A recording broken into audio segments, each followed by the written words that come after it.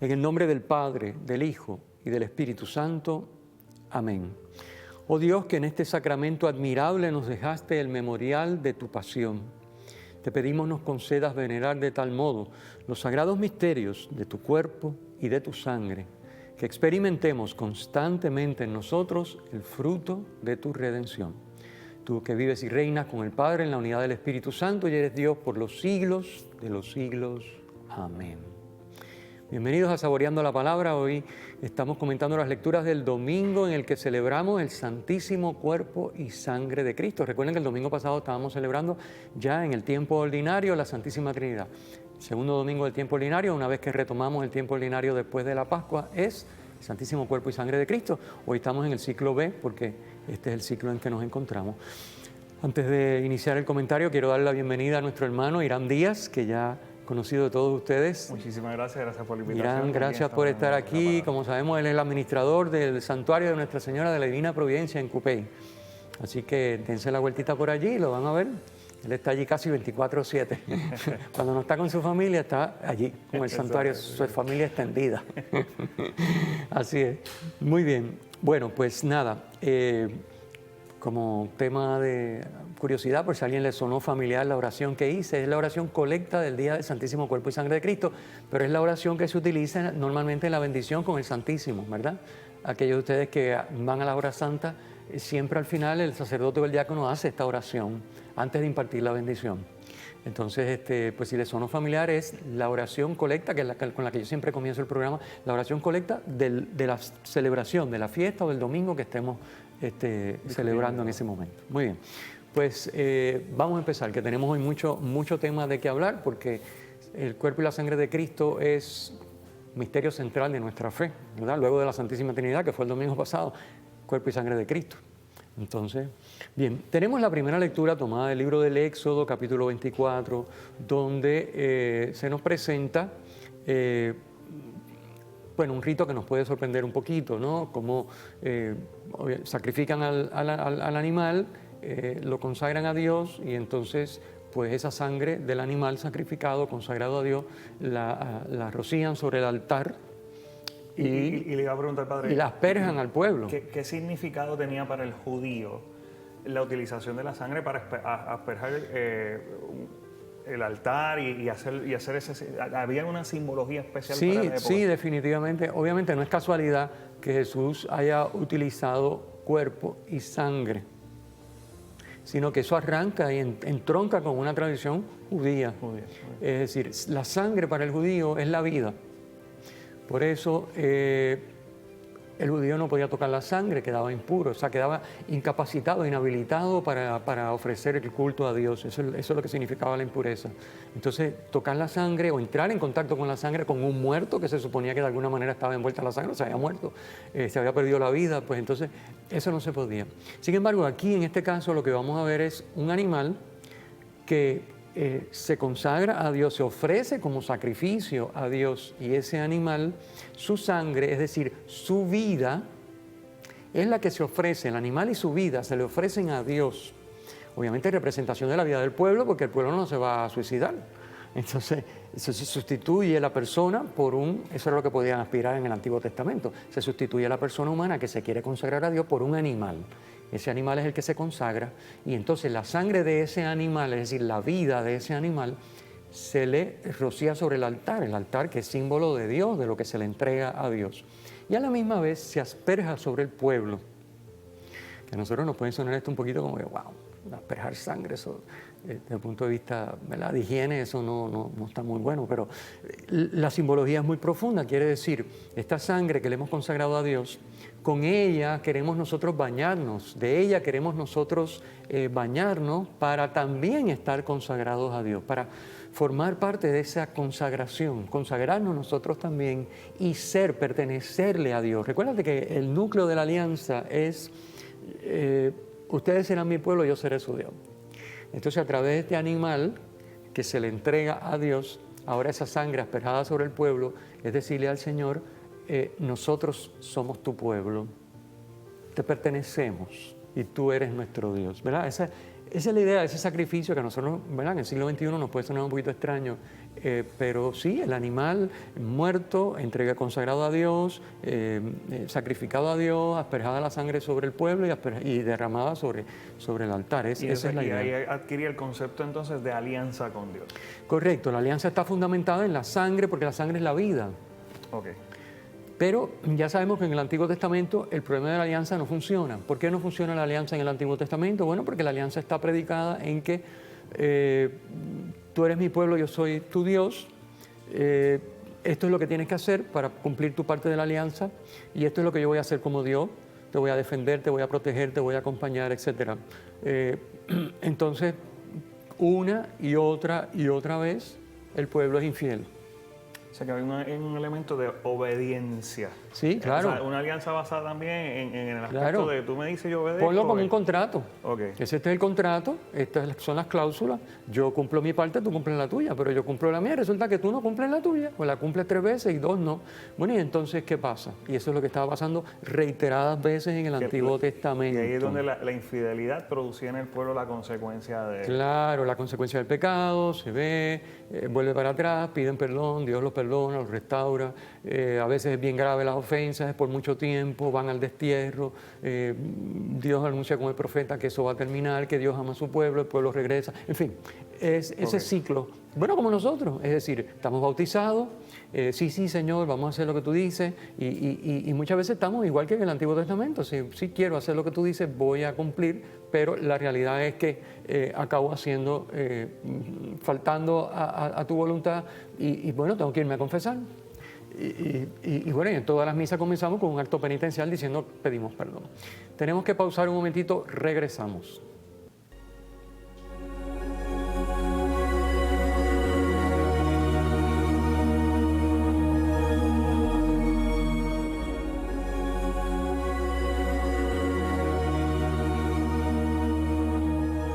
De regreso, saboreando la palabra, comentando las lecturas del domingo en el que la Iglesia celebra el Santísimo Cuerpo y Sangre de Cristo, en este año en el ciclo B. Y antes de la pausa estábamos hablando un poquito de la primera lectura y de cómo es el sacrificio que allí se nos narra y la simbología de lo que es la sangre. Y tú me habías preguntado, Irán, y yo había tratado de explicar lo mejor posible el asunto. Entonces, cómo esa alianza del Antiguo Testamento, que se ratifica mediante el sacrificio, con el derramamiento de sangre de la víctima, etc., es una alianza donde Dios es el Dios del pueblo y el pueblo es su Dios, le pertenece, o sea, Dios está en función del pueblo para servir y acompañar y proteger al pueblo, el pueblo en función de Dios para hacer su voluntad. Lo que el pacto es la voluntad de Dios. Okay. Entonces, como eso reiteradas veces, ya habíamos explicado, se viola, no se cumple, lo mismo que pasa con nosotros, por eso tenemos que pedir perdón al principio de cada misa, por eso tenemos que irnos a confesar. Bueno, pues entonces Dios anuncia por medio de los profetas, de 1000 maneras distintas, dice, bueno, va a llegar un momento en que yo voy a hacer una alianza nueva, porque ya se ve que esto no camina. Entonces, voy a hacer una alianza nueva y esa alianza nueva significa, la va a hacer Dios. Va a ser una alianza bilateral, pero en el fondo es unilateral, porque las dos partes las va a cumplir Dios. La de Dios y la del pueblo las va a cumplir Dios. Es decir, claro, eso no va, vamos a explicarlo ahora, ¿no? No se asusten, eso no violenta nuestra libertad. Okay. No violenta nuestra libertad porque nuestra libertad es un don de Dios y Él no lo va a retirar. Pero sí hace posible que si nuestra libertad quiere cumplir la alianza, ahora puede. Antes no podía. ¿Por qué no podía antes? Porque se apoyaba en la capacidad y en la fuerza humana. Es la argumentación, por ejemplo, de Pablo. Bueno, la ley, ¿para qué me sirve la ley? Bueno, la ley me sirve para saber cuando estoy mal. Me dice, mira, esto es lo que dice la ley, yo no lo hice. O hice lo contrario. Bueno, pues estoy mal. Pues gracias, ley, me informaste que estoy mal, pero la ley no me ayuda a cumplir la ley. Esa es la argumentación de Pablo, ¿no? Entonces, porque eso es así, Dios dice, voy a hacer una alianza nueva. Y esa alianza nueva, yo voy a ser Dios, pero también voy a ser pueblo en esa alianza. Y obviamente para ser pueblo, voy a enviar a mi hijo que se haga hombre, para que sea pueblo, cabeza del pueblo, primogénito, en fin, cabeza de la iglesia, cabeza de ese cuerpo que es la iglesia. Eso lo explica también San Pablo, Colosenses 1. Bueno, así que de eso es que estamos hablando. Entonces, pues vamos a entrar después en la explicación del Evangelio, no vamos a anticipar, pero qué es lo que va a pasar ahí en la narración del Evangelio? Pues Jesús va a instituir la Eucaristía, lo que conocemos como la Eucaristía, el sacramento eucarístico, su cuerpo y su sangre, que en el contexto de la Pascua judía, según los sinópticos, fuera de la Pascua judía, según Juan, lo explicaremos ahorita, pues instituye ese sacramento porque hay dos elementos, bueno, es que no me quiero anticipar. Vamos a llegar ahí, sí, porque empieza hablando del Evangelio. No, pero está muy bueno. O sea, lo que tal vez la audiencia puede entender es que todas las lecturas del día de hoy nos van conduciendo y tal vez nos ayuda a profundizar un poco más sobre la riqueza del día de hoy de la fiesta del Corpus Christi. Claro. O sea, ya yo creo que ponernos en contexto desde la primera lectura lo que significaba la sangre en esta primera alianza para el pueblo judío, que era un aspecto de vida. Si uno lo ve con esos lentes y esos ojos, uno puede entonces apreciar tanto con la segunda lectura y también entonces con el Evangelio la riqueza de las palabras de Jesús. Claro. Y nos ayuda a entender y a admirar la profundidad de lo que estamos viviendo el día de hoy. Eso es así, eso es así. Esto es, ya les dije al principio, después de la Santísima Trinidad, el Santísimo Cuerpo y Sangre de Cristo, pues un misterio central de nuestra fe, la Eucaristía, que tiene una aplicación práctica tremenda, porque es la manera en que la Trinidad nos permite vivir como uno de la Trinidad. Envía a su Hijo, y su Hijo, que es de la Trinidad, cumple perfectamente la alianza, es decir, cumple perfectamente hasta la muerte y muerte en cruz la voluntad del Padre. Y no contento con eso, como veremos enseguida en el próximo segmento cuando hablemos del Evangelio, nos dice: yo quiero que tú puedas hacer lo mismo. No basta que yo lo haya hecho, yo quiero que tú lo puedas hacer. Entonces yo quiero estar en ti para que tú lo puedas hacer. Esa es la nueva alianza. ¿Y cómo voy a estar en ti? Este es mi cuerpo, este es mi sangre. Ay, Dios mío. Cómetelo, bébetelo. Bueno, aquí, vamos a llegar ahí, no se adelante. Vamos a la segunda lectura. La segunda lectura, como tú acabas de decir, explica muy bien. Todas las lecturas están en función de entender esto. De entender esto, porque hoy se supone que podamos entender. Obviamente, vivirlo son otros 20 pesos. Esto es tremendo. Esto es una cosa tan y tan tremenda, tan divina, de la vez humana, pero tan divina que uno se queda como que, wow. Y lograr realmente vivir, como dijo San Juan Pablo II en Iglesia de Eucaristía, que la Eucaristía se nos da para que toda nuestra vida sea eucarística. Para que eso sea así, hace falta, yo creo que toda una vida de caída y levantada, de buscar al Señor, de oración, para que toda nuestra vida sea, como dice Pablo, el que me ve a mí, ve a Cristo.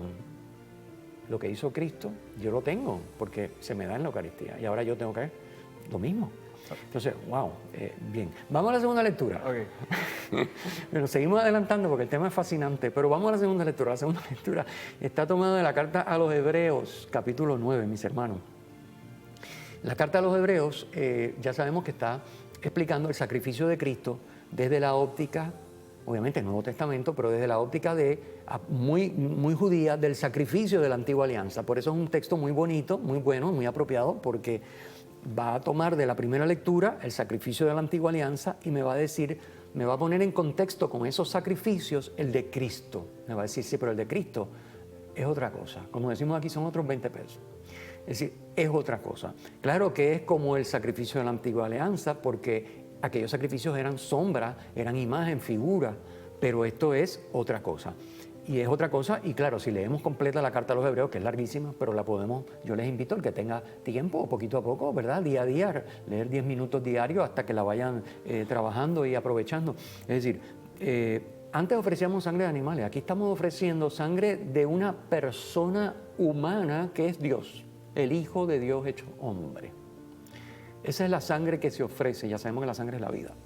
O sea que la sangre de un animal no puede perdonar pecado, la sangre era pura misericordia de Dios. La sangre no puede hacer nada, simplemente es un símbolo. Ahora, la sangre del Hijo de Dios hecho hombre, la vida de Jesús, del Mesías, de Cristo, es así. Tenemos que pausar, regresamos enseguida luego de la pausa.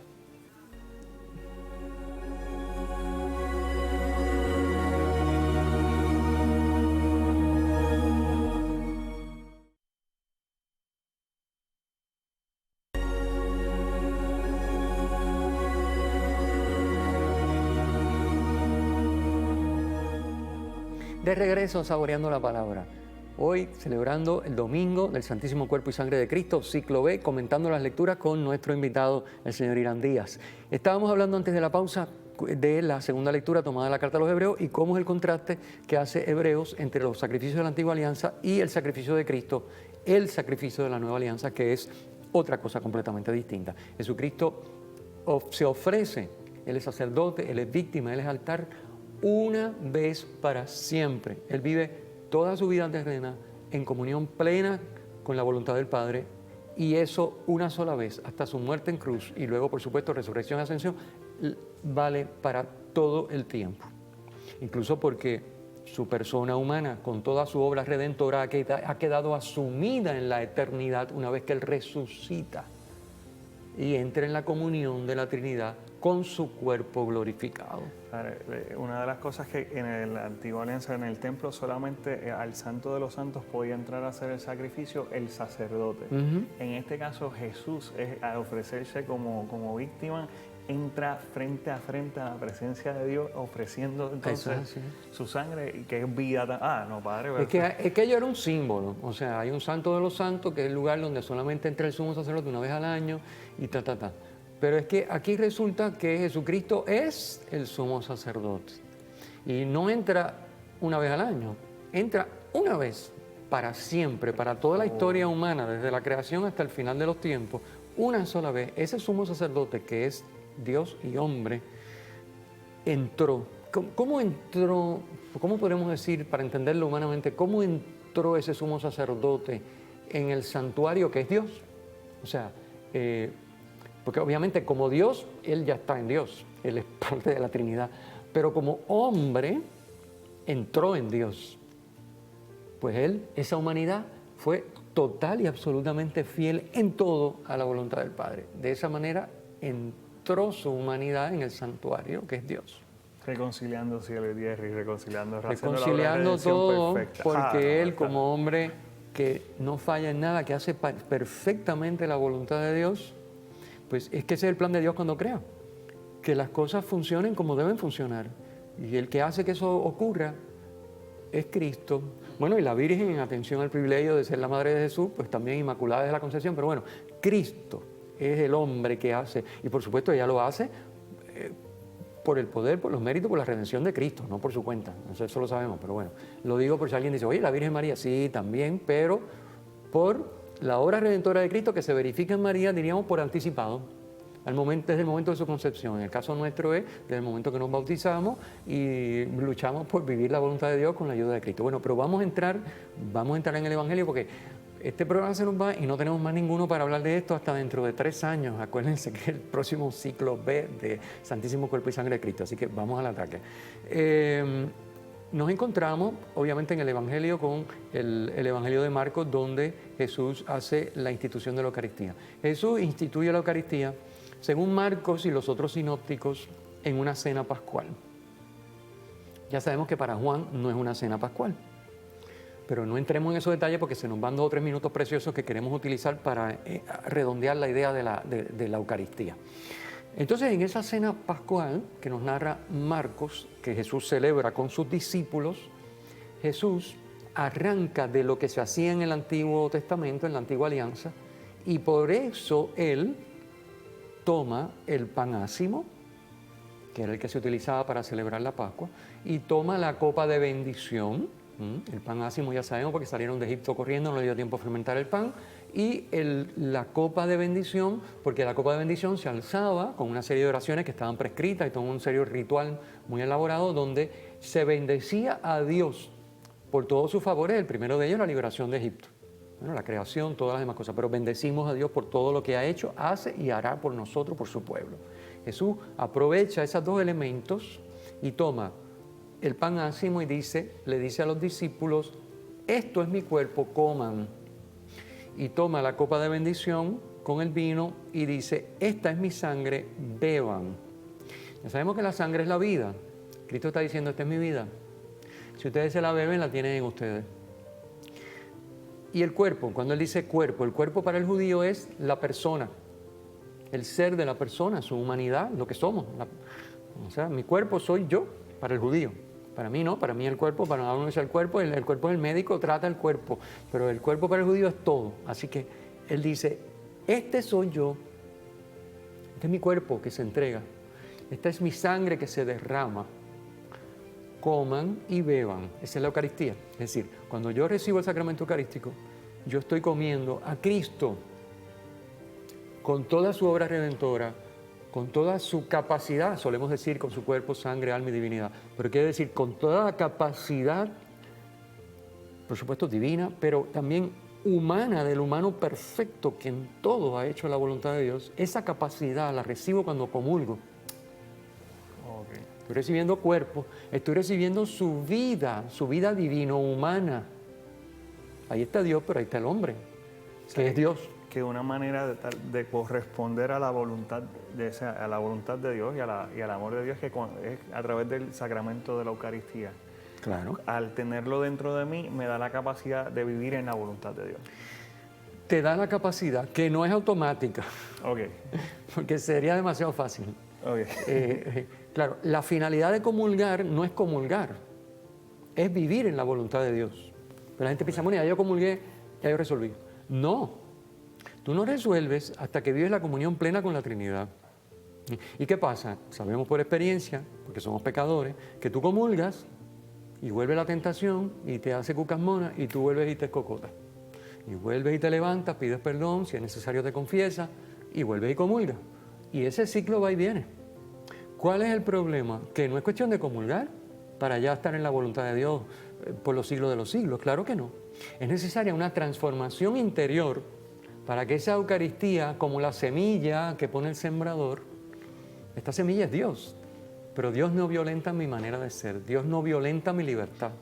Entonces yo necesito transformarme, necesito modelarme y modelar mi libertad para que con cierta facilidad y con pocas caídas, cada vez las menos posibles, pueda vivir la voluntad de Dios. Lo hace posible la Eucaristía, pero yo continuamente estoy haciéndole la contra a la Eucaristía, aunque comulgue. Y caigo en cosas pequeñas y en cosas grandes, y caigo. Y entonces comulgo, pero caigo. Entonces, bueno, pues ese es el meollo del sacramento. Primero recibirlo, pero segundo, dejarnos transformar por Dios para que cuando lo recibamos, el sacramento realmente nos permita hacer lo que hizo Cristo, vivir la voluntad del Padre, porque ese es el camino a la vida eterna, a la comunión con la Trinidad. Se nos ha terminado el tiempo y va a llegar este momento. Tengo que despedirme. Voy a darle las gracias a Irán por su presencia. Voy a recordarle a nuestros amigos que nos sintonizan que pueden encontrar el material completo sobre el que comentamos, está basado este comentario, en el sitio web de la parroquia Cristo Redentor, pacrired.org. Vayan allí, pueden descargar el documento, leérselo con calma. Obviamente aquí no dijimos ni la mitad de lo que está allí. Así que vayan. Y ese es mi correo electrónico que tienen en pantalla para que si alguien me quiere escribir o decir algo, pues ahí lo tienen. Terminamos con la bendición. El Señor esté con ustedes. Y con su Espíritu. La bendición de Dios Todopoderoso, Padre, Hijo y Espíritu Santo, descienda sobre ustedes y les acompañe siempre. Amén. Amén.